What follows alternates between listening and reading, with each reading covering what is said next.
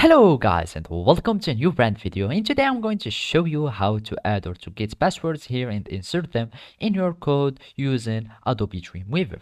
So the first thing that you will need to do is to open your Adobe Dreamweaver software or application, and then you will need to follow these simple steps. So here in this example I have just this simple HTML code, and I want to add or insert the password field here in my code. So basically to do this operation, we need just to go to the insert menu and search for the password section or the password button here in the HTML section and search for password. We go down here and you can just search for password, and if you don't know find it, you need just to search for in the form area, and we will find password.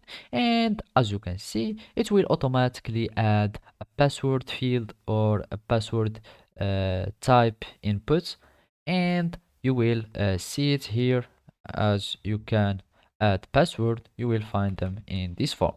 Another way to do so by going to the insert menu, and if you do not find it in your workspace here, all you need to do is to go to window tab or window menu and search for insert, and you click on it and it will appear here. So basically, as we did previously, we went to form, you click on form, you click on password, and a password field or tag will be created automatically by Adobe Dreamweaver. So basically, this is how you can create a password field using Adobe Dreamweaver. Thank you for watching and see you next time.